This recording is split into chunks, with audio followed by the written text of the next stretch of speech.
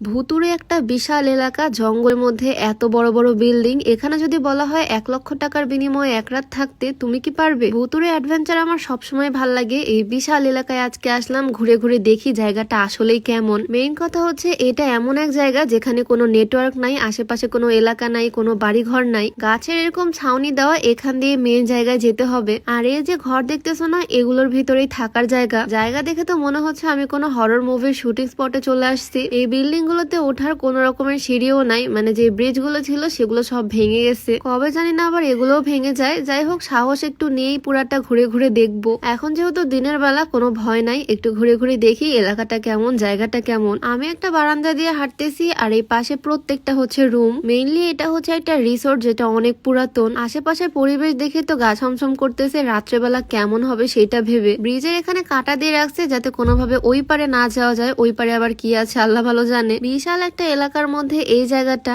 দূরের ওই জায়গাগুলো দেখলেই বুঝতে পারবা এগুলো সব হচ্ছে বন জঙ্গল এলাকা, মানে এখানে কোনো মানব বসতি নাই। আর ওই যে বললাম, এই জায়গাতে কোনো রকমের নেটওয়ার্কই পায় না ফোনে। আমার তো ভীষণ কৌতূহল হচ্ছে, মন চাচ্ছে এখানে রাত্রেবেলা থেকে যেতে, দেখা যাক কি হয়। এখানে অনেকগুলো রুম, অনেকগুলো কটেজ আছে, এক জায়গা থেকে আরেক জায়গাতে যাওয়া যাচ্ছে। আমার পিছনে দেখলেই বুঝতে পারবা এই জায়গাটা কেমন। একদম হরর মুভি শুট করা যাবে এখানে। দারুণ অ্যাস্থেটিক একটা প্লেস। দিনের বেলায় কেমন জানি একটা গা ছমছম পরিবেশ। জায়গাটা যদিও ভীষণ সুন্দর, বাট সত্যি করে বলো তো, এইরকম একটা জায়গায় যদি তোমাকে এক রাত থাকতে বলা হয় একদম একা একা, তুমি কি পারবে? তাও আবার নেটওয়ার্ক ছাড়া, ফোনটাও হয়ে যাবে একদম অচল। যাই হোক, এই বিল্ডিং এর চারিপাশে হচ্ছে এরকম চা বাগান। এই চা বাগানেও এখন একটু যাবো, ঘুরে ঘুরে বেড়াবো। আর হ্যাঁ, আমি আজকে যে সুন্দর বোরকাটা পরে আছি, যেটা সিম্পলের মধ্যে অনেক বেশি ভালো লাগছে আমার কাছে। কালার কম্বিনেশনটা অনেক সুন্দর। এইটা তোমরা পেয়ে যাবা তাফসি আউটফিট ফেসবুক পেজ থেকে। তাদের পেজটা আমার ডেসক্রিপশনে মেনশন করে দেওয়া থাকবে, চাইলে ভিজিট করে আসতে পারো। তো আমরা এখন ঘুরতে ঘুরতে চলে আসলাম চা বাগানে। এই চা বাগানের এলাকাটাও বিশাল বড়। পিছনে দেখলেই বুঝতে পারতেছো